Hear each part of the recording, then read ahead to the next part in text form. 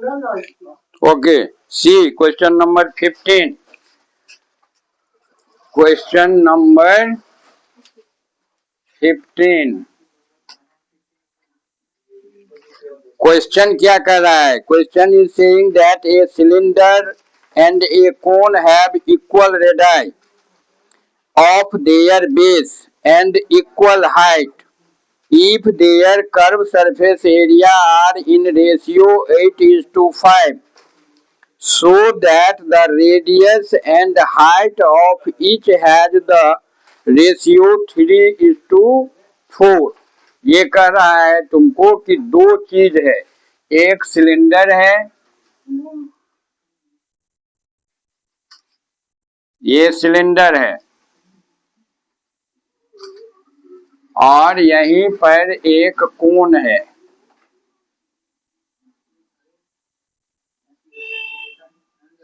ये कोन है। इस दोनों का हाइट जो है, ये मान लो h है, इसका भी हाइट जो है वो क्या है? h है। और फिर दूसरा बात क्या करता है कि रेडियस, बेस रेडियस जो दोनों का है वो भी क्या है? कह रहा है कि cone have equal radius of their base and equal height, यानी इसका भी रेडियस जो है वो r है और इसका भी रेडियस जो है वो r है। बात समझ में आ गया? अब यहाँ कह रहा है सेकेंड थिंग कि if there curve surface areas are in ratio 8:5। Saurabh please बात इधर उधर करोगे, ये क्वेश्चन इतना आसान होता है मेंसुरेशन, जो आपको एक बार 9th में पढ़ लिए तो 10th का एक मैथमेटिक्स का आपका प्रॉब्लम सॉल्व है। वहां पर आपको ज्यादा मेहनत करने की जरूरत नहीं होगी, केवल ऑब्जेक्ट को पहचानना और फॉर्मूला को लेकर के चलना, यही मेंसुरेशन का बैकबोन है। ऑब्जेक्ट पहचानिए कि ये क्या है, सिलेंडर है, कोन है, स्फीयर होगा कि क्यूबाइड होगा कि क्यूब होगा, ये क्वेश्चन को पढ़ करके समझना पड़ता है। और दूसरा बात, आपको उससे रिलेटेड फॉर्मूला याद रहना चाहिए। तो यही चीज तुमको मिलेगा 10th में भी, सेम चीज मिलेगा। क्वेश्चन में थोड़ा सा कॉम्प्लिकेशन आएगा, तो जब हम यहाँ पर में अगर बनाए रहेंगे तो वहां पर में आपको दिक्कत 10th में नहीं होगा। बात समझ गए? इसलिए यहाँ इस मैथ को दो ठो मैथ इसमें है, एक ये और एक आपको प्रोबेबिलिटी। ये दो ठो जो है, ये दोनों आपको यहाँ अगर आप बना लेते हैं 9th में तो 10th में आपके लिए काफी इजी हो जाता है। Therefore it is necessary that you must concentrate. बीच में बात करोगे तो कंसंट्रेशन तुम्हारा टूटेगा और किसी भी स्थिति में तुम्हारा प्रोग्रेस जो है वो उतना नहीं हो पाएगा जितना तुम चाहते हो। इसलिए समझने की कोशिश करो। This is mathematics. ये मैथमेटिक्स मेथड से, मेथड भी इसी से बना है, मैथ से बना है मेथड। तो जो मेथड पर चलता है उसके लिए ये जरूरी होता है कि वो कंसंट्रेशन लेकर के चले। तो यहाँ आप क्या कर रहा है? कह रहा है दोनों का जो कर्व सरफेस एरिया है उसका रेशियो जो है वह क्या है? 1 कहाँ गया? वो 8:5 है, 8:5 है दोनों का कर्व सरफेस एरिया का रेशियो। तो हम यहाँ पर में लिखेंगे CSA of cylinder, cylinder, CSA of cylinder. Cylinder का CSA क्या होता है? Good, 2πr/h। और कोन का CSA क्या होता है? CSA ऑफ कोन, ये क्या होता है? πr/l।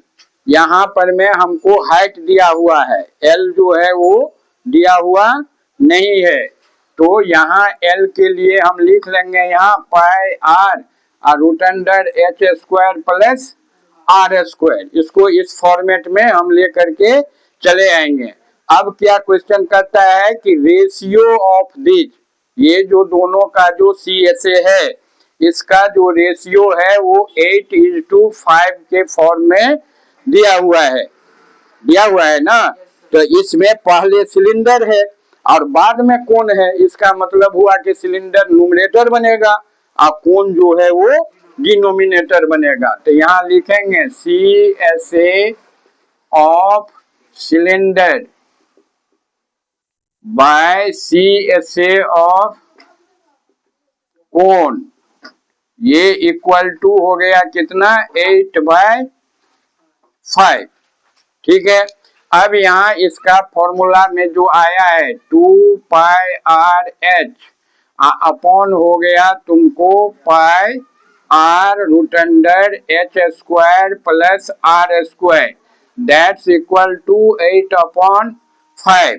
ठीक है, पाई से पाई को काट दिए, ये R से ये R कट गया। अब इसको क्रॉस मल्टीपल कर देंगे, क्रॉस मल्टीपल करेंगे तो ये कितना हो गया 5 2 जा 10, 10H इक्वल टू इधर हो गया तुमको 8 root under H² plus R²। बात समझ में आया, बात समझ में आया। अब क्या करेंगे, ये स्क्वायर को हमको हटाना है, ये स्क्वायर जो है इसे हमको हटा देना है। हटा देंगे तो इसके लिए क्या करेंगे, दोनों ओर स्क्वायर करेंगे। यहाँ पर एक बात और ध्यान दीजिए, ये 10 है और ये 8 है, ये दोनों कट सकता है, कट सकता है ना, तो स्क्वायर करने से पहले ही काट लेंगे। क्यों, बाद में काटेंगे तो ऐसा भी होगा, लेकिन बाद में ये क्या होगा थोड़ा सा बड़ा हो जाएगा। अभी अगर काट देंगे तो क्या होगा, छोटा है तो ये आराम से बन जाएगा। नहीं तो यहाँ पर मैं इसको 2 से काट ही दिए, ये 5 हुआ और ये कितना हो जाएगा 4। अब स्क्वायरिंग बोथ साइड, अब लिखेंगे स्क्वायरिंग बोथ साइड, क्योंकि इधर से ये रूट अंडर में है तो उसको हमें रूट अंडर को हटाना होगा। तो अब जो स्क्वायरिंग बोथ साइड करेंगे तो इधर हो गया 5H का होल स्क्वायर इक्वल टू इधर हो गया 4 root under H² plus R² का होल स्क्वायर। बात समझ में आ गया। अब इसको जो करेंगे तो ये हो जाएगा 25H², इधर हो गया 16, आप ब्रैकेट में लिख दोगे H² plus R², H² plus R²। अब जो करोगे तो ये हो जाएगा 25H², ये माइनस 16 से इसको गुना कर लो तो 16H², ये इक्वल टू इधर R वाले को रख लो तो 16R²। बात समझ में आया।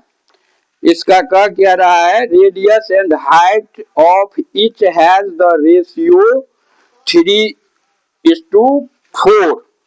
ठीक, 3:4 है ना, हाँ 3:4। तो ये 25 में से जो ये 16 घटेगा तो कितना बचेगा 9, तो 9H² और इधर कितना हुआ 16R²। अब इसका जो रेशियो लेंगे तो ये H/R अगर हम ऐसे लिखते हैं, H/R लिखेंगे, H²/R², तो इधर क्या हो जाएगा 16/9।